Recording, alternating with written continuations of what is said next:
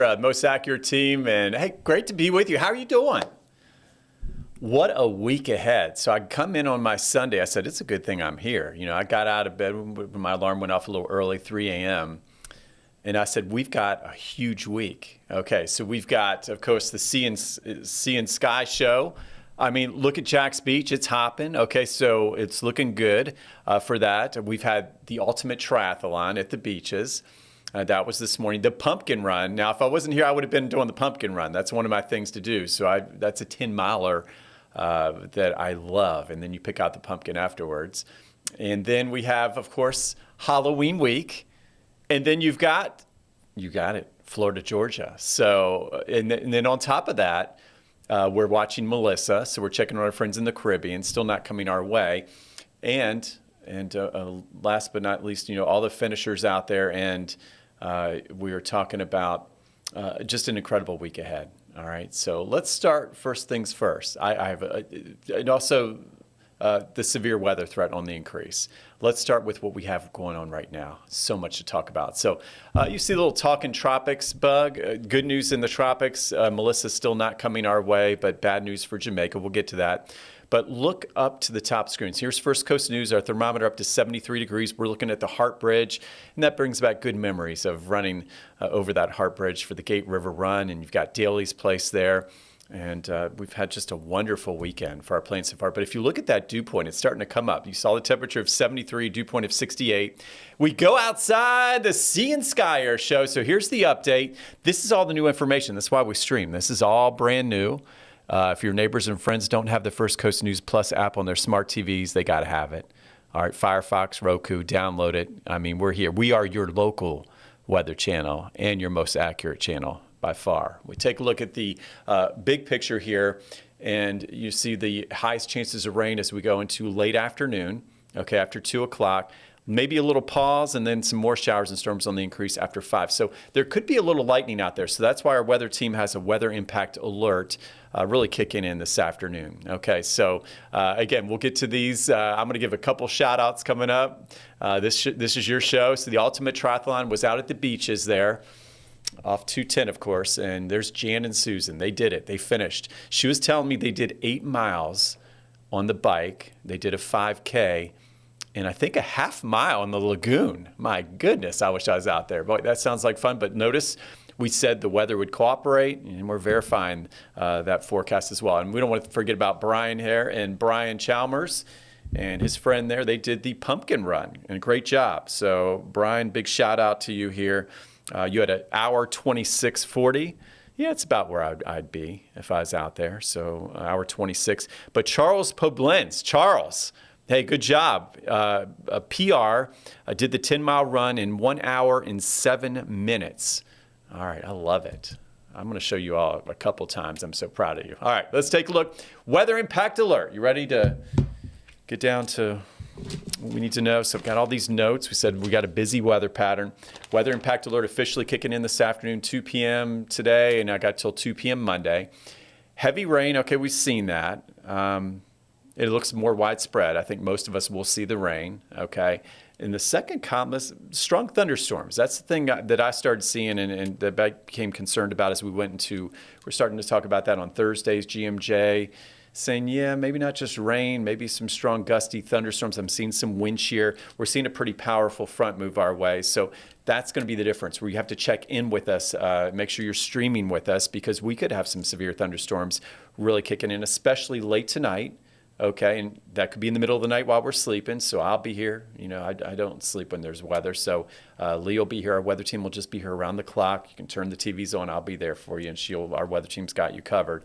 And then I think really late tonight and tomorrow morning as we're waking up. So that's another change we're not used to. Yeah, morning showers and storms as we're trying to get to work and school. I'm just the messenger, okay? And we're going to be streaming, of course, on First Coast News Plus.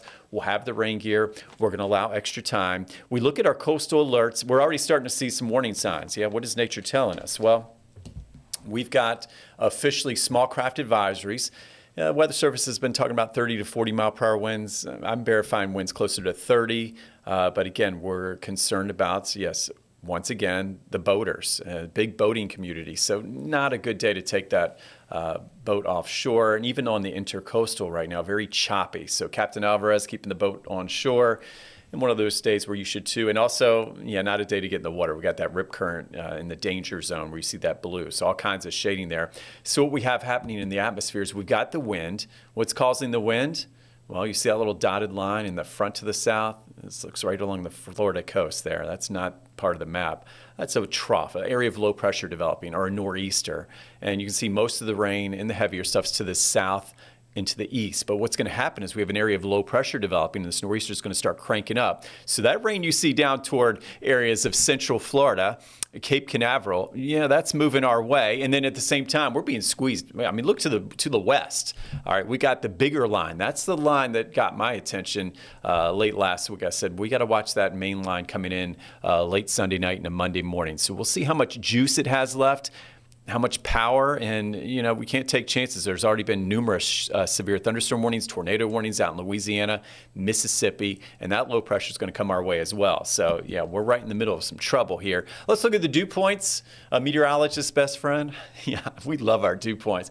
All right, just think of it as your true humidity, not this relative humidity stuff that we grew up with when the meteorologists, relative humidity. Dew points, the terminology for what's really happening with the humidity. And notice Jacksonville, keep around the dew points there. Tampa 68, Jacksonville 65. Tampa seems to be always humid, but watch ours. 68, 69, 70. Okay, so here's what you need to know. Once you get up close to 70, okay, that's the kind of humidity that you feel, and it feeds bigger thunderstorms. So again, when you got that tropical flow really coming back at us, that will also give me high confidence that we're going to see some changes. So for instance, our future cast, this is really what the models are showing what the radar will likely look like. Don't take it with a grain of salt. It's not gospel, but let's take a look at the low rain chances. So you see Brunswick, Jacksonville, St. Augustine at 20%. This is at noon. Okay, now we go into late afternoon. All right, got a little heating, little instability, maybe even a heavier shower. Looks up toward Mayport, areas of Neptune Beach, the restaurant district, where I love to walk around on Sunday afternoons. And then, of course, extending down, of course, where everybody is, right? The Sea and Sky Show at Jack's Beach. So that's why we showed you the increasing rain chances as we head into late afternoon this evening. Models, they're catching up. I still see, there you go. They increase that rain chance to 70% as we head through the evening. And again, a couple heavier showers really to the coast, right? The beaches to about I-95, but some of those could spread even farther inland. But again, if you're out toward Lake City, Waycross even, McClinney, I'm watching you, Bradford County, Stark. Oh boy, we got also great communities there along State Road 20, State Road 16. Heading west, not much rain. Okay, that'll be mainly I-95 east. Notice as we head into late tonight, the maps are starting to sniff it out. The maps, I did a smell test this morning. I said, these models, they're sleeping. They're not showing much rain as we wake up tomorrow morning. So I had to show a different kind of map, but now they're starting to wake up. Okay, so we take a look at some heavier showers and thunderstorms by 4 to 5 a.m. across the area. And then what that is, that's actually the warm front in the atmosphere coming up. Some of the dew points, that instability. And when you get that, along with some wind shear, you can get some rotating thunderstorms. So we are looking for possible isolated severe weather. This is not going to be a severe weather outbreak by any means, but we are going to have to watch that severe threat ramping up overnight. And again, in the wee hours of the morning. So I'm going to be in here bright and early with you. And I'm ready to do a streaming show. Before a streaming show, I'm going to get Mr. Reyes come in here with me. Katrina, he'll be ready. Katrina, you're going to set that alarm for 1 a.m.? Okay. You got to get in here with me because we know how to do this. We got to keep people safe. And you come over here and say hi. I guess we're not on, but next time you have to punch us up so you can say hi. So I want to welcome Katrina. Does a great job, directs everything. And Katrina, look at this, 7 a.m. It's going to be nasty. We're on GMJ tomorrow morning. I'm going to say if you're in Southeast Georgia, allow extra time. Don't rush out on those roads. It's going to be quite a mess with some stronger thunderstorms as that warm front lifts north. So really severe weather, I would say, would start in St. Johns County. We'll watch Putnam County, and it's going to go up to Clay County, Duval, and then lift to the north as we head through the morning hours. So it's really giving us a good idea of what's happening overnight with that warm front. And then I showed you that main line with the main cold front coming through. So nature's doing a little bit of a dance as we go into the next 12 to 24 hours. Next 2 days, I love this map. Just kind of gives you an idea of what the radar is going to look like. This afternoon, really the heaviest stuff's to the south. That's that front that's developing, okay? That front that you see the purple and pinks down toward Daytona, that's going to come our way late tonight, bringing in increased storms. And then as it lifts up Monday, notice most of us in the green. Now you'll have lighter rain amounts Gainesville to Lake City, but you can have we got some 1-2 inch rain amounts, maybe even more, especially for our coastal counties. So Glenn County back into areas of Duval and of course Nassau County. Don't want to forget Camden County, and then we go down to St. John's. But notice the next 2 days, one more time here.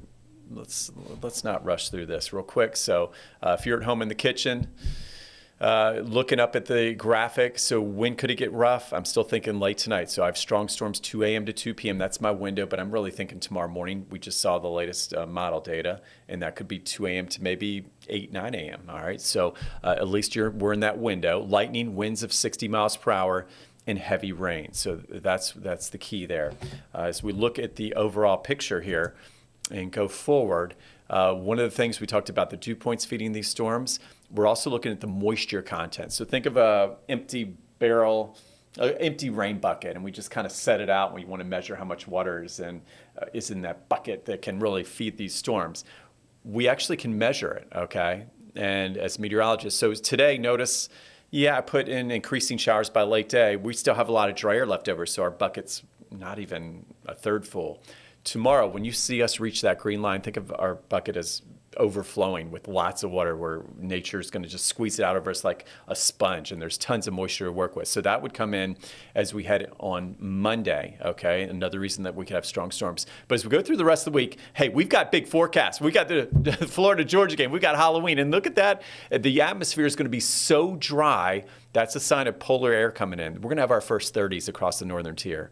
I'm not ruling out frost. I mean, that's impressive when you dry out that much by late week. But again, the big bump in the road, I showed you, it's a big bump coming in late tonight and Monday with our highest rain chances. And notice as we head through the week, we'll still have that kind of that cool breeze, low to mid 70s, a lot of clouds around. I'm not too optimistic about sunshine this week until we get to later Thursday when the main front comes through with that shower chance. But notice we go from the 70s to the 60s for highs. That's like December weather. That's like winter weather. 44, 68, something you get like Christmas week. And then as we go into Saturday, there it is. The big game could start in the 30s to low 40s. And we're talking about highs of 72 sunny, scintillating degrees. So we'll get to the more of those forecasts. But I tell you what, Katrina, I think we're about ready to really talk some tropics here. What do you think? Yeah, let's do this. All right. If you're watching at home, there's our weather impact alert officially Sunday afternoon through Monday. All right, officially we got the 2 p.m. to 2 p.m. hour. Let's go south. Oh boy, there it is. We got that pinhole eye. Woo. Yeah, I mean these maps flying. You hear me? I'm still in my chair. But what's interesting here is Melissa up to 140 mile per hour winds, a Cat 4, and the problem all along, not just its power, but I showed you Brian, and I showed you some of those runners this morning. They're outrunning Melissa. That's a problem. That's a problem. This thing's growing in size. It's in a low wind shear environment. It's over the warmest waters in the Atlantic Basin, and yeah, that pressure is just plummeting. So the lower the pressure, really, the stronger the storm. We take a look and zoom in. Yeah, I mean, are there really words? Let's just watch this together. I mean, you got Category 4. And then it's up to a 5. Imagine this. So 5, this is like reality. A Category 5 by Monday at 8 o'clock, and then making a beeline toward Jamaica. Hopefully it peaks south of Jamaica, and I see it goes from a 5 to a 3. I'm hoping it peaks as we head into tomorrow morning, maybe a little sheer as it heads to the north, and then starts to weaken as it makes a move toward Jamaica. That's the hope right now. Let's hope. But right now, not looking good for Kingston. In fact, as we look at the big picture, these are the new numbers, so that's why the little lines here are scrunched a little. But I tell you what, we take a look and we'll zoom in. There it is, Melissa crossing Jamaica, heading up to Cuba as a Cat 2. We'll go back out and in, and then off to the east of Florida, well to the east. So good news here. In fact, we got the little pointer here. Here we are, and we're going to keep the storm well to the east as it continues to move away. And one of the reasons being, if you look at the clouds over Florida right now in the southeast, that's a strong west wind. There's nothing going to be coming close to us with that west wind and all these fronts coming our way. So really these systems, these hurricanes go with the upper level winds. They're like hot air balloons. They're drifting, and they will feel the wind by the time they come this far north. And it's moving. It's booking out of the west here. So good news there overall for sure. And we're taking a look here, and it does look like the latest Futurecast. This is hard to even show. I mean, takes your breath away. So here's Monday at 9 o'clock, and you got Kingston going right into that wall as we go into tomorrow evening. Your highest winds, of course, in the hurricane could be at least a Cat 4. I'm hoping it kind of peaks, as we said, late tonight, tomorrow morning, and then it heads up toward Cuba, all right, the southeastern tip of Cuba, and then moves. And I think it would have some impacts on the Turks and Caicos and the Bahamas, but not quite as strong by the time it moves farther north, okay? It's going into a much different environment, so hope for the Bahamas. So overall, late week, you can see the overall flow in the atmosphere. I'll draw in some more lines. The tropical outlook, Melissa likely to pass well east of us, just a reminder. But the big thing is it's going to usher in lots of cool, dry air. In fact, as we take a look at this is going to provide amazing, so we got some amazing weather coming for the weekend here. So we got about 10 minutes left on the show here. And, of course, I wouldn't leave you without updating the main stories here. But the good news is the tropical update as of 11 a.m., besides Melissa, no other areas of possible formation are being watched. Yes, let's keep it that way. And I've been doing a countdown. We're getting there, Katrina. We got 36 more days. What do you think? 36 more days in tropical season. Yeah, I like what I'm seeing here, at least for us here at home. And then we go back to you. This is your show. So, yeah, Jan, I showed you like 6 times already, but you deserve it. And your friend Susan, 8 miles on the bike, okay. And then you did that lagoon swim. I'm really intrigued. I'm going to be there next year. I would love to do this. And then it's a half mile, I believe, in the lagoon. Okay, so that comes out to like 20 laps in an Olympic pool. And then, of course, don't forget the 5K. I would churn out that 5K. I would just sprint. So good job again to Jan and Susan. Let's see, Jan, I'm not sure. We see Susan. Jan's, of course, a burn boot champion, and she'll be cheering on her son at Bartram Trail here. I need to go to some basketball games out there. As a Creekside dad, though, I still support Bartram, okay? I'll still support. I know there's a big rivalry.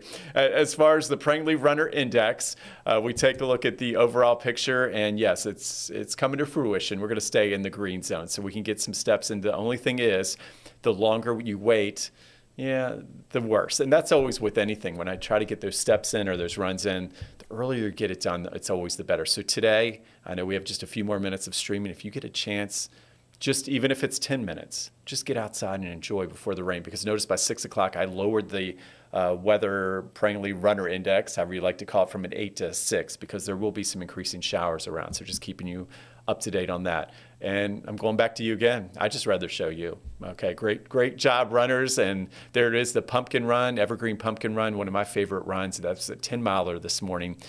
So you see Brian. But we got Brian. He's a great guy. We do some burn boot camp together as well. He's great. So he did an hour 26. And Charles is the one we really need to say. Charles Pobelens, an hour and 7 minutes. Doesn't get much better than that. In 10 miles. I'm trying to think. I could look up my 10-mile time, but I'm somewhere between that hour 7 and hour 26. I'm more close to that hour 26 with Brian, but that's a heck of a time, Charles.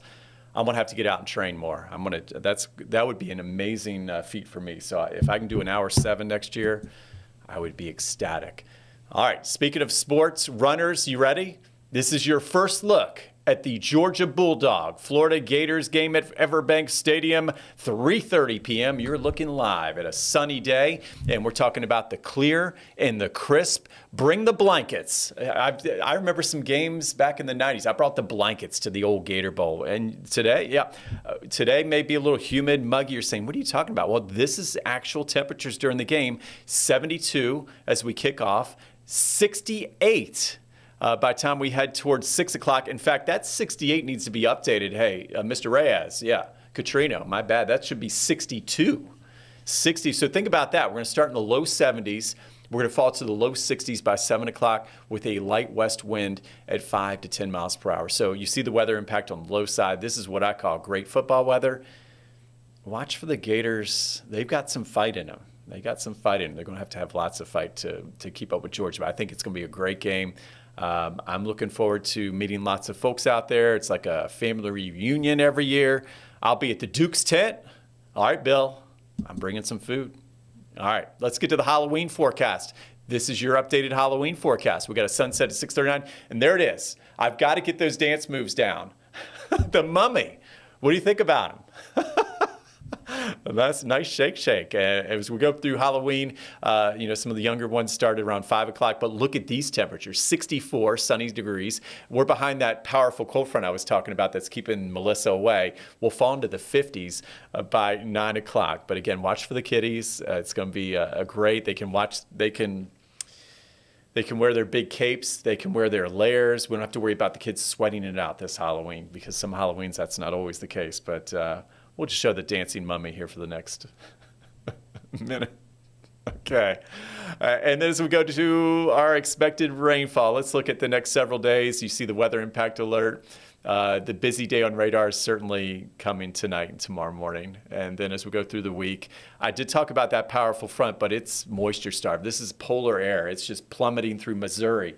It's gonna cool down all of the upper Midwest. It's going to cool down much of the country, and it'll move here. So I put a 30% chance. I was talking about how models, sometimes you got to wait on them.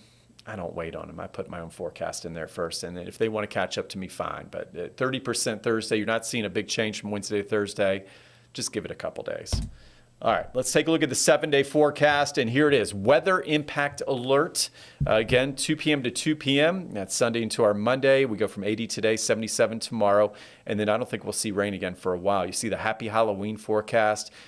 This week, again, I told you there's going to be a lot of clouds around most of the week, so not one of those beach weeks, but hopefully we can get some better boating by next weekend. So Captain Alvarez, he just does a great job. He'll give us some updates on Good Morning Jacksonville this week.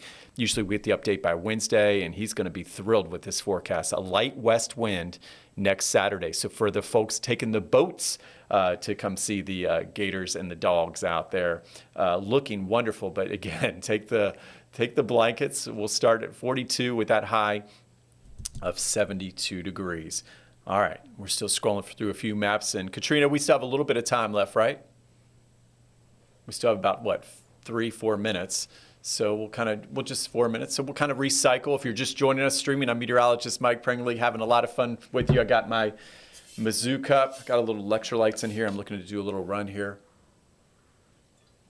this afternoon. I've been very inspired by all the folks that have finished the pumpkin run at Evergreen Cemetery, the ultimate triathlon at the beaches. I'm fired up. I may just run straight out of here right onto East Adams Street when we're done.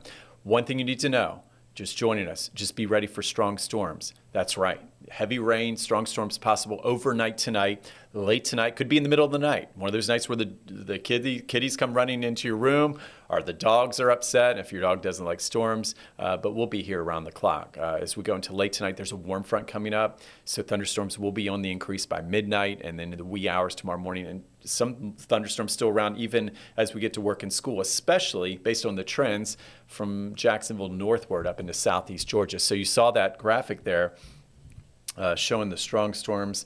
We'll point it out. We got a little pointer here. In Katrina, we have a pretty interesting setup where we have the strongest storms between 2 a.m. and 2 p.m. And then you have the lightning and wind gusts of 60 miles per hour. So heavy rain also possible in these storms. and that's what we're looking at right now for the timing. So we will continue to monitor it. And again, the Storm Prediction Center doesn't have us in a severe weather outbreak by any means. It's coming through, though, in the middle of the night, which is not a good combination. And the latest discussion from the National Weather Service Jacksonville, they see what we're seeing, and they said there's going to be a lot of wind shear, so there could be a couple rotating storms. You can't rule out in this situation isolated brief tornadoes, so that's why our weather team is going to be covering this throughout the night. And Katrina promised he'd come in early with me, and we may do a streaming show. You know, when you get those middle-of-the-night snacks, maybe less chocolate tonight. Just turn on the TV and I'll be here. I'll give you an update at 2 a.m. Katrina, you'll be here with me, so we'll do that. And then as we take a look at the latest in the tropics, we know we're ready for the storms, especially tonight into tomorrow morning. Melissa, it's not good for Jamaica. We're talking about a Cat 5 by Monday evening, then making a move to the northeast, crossing Jamaica.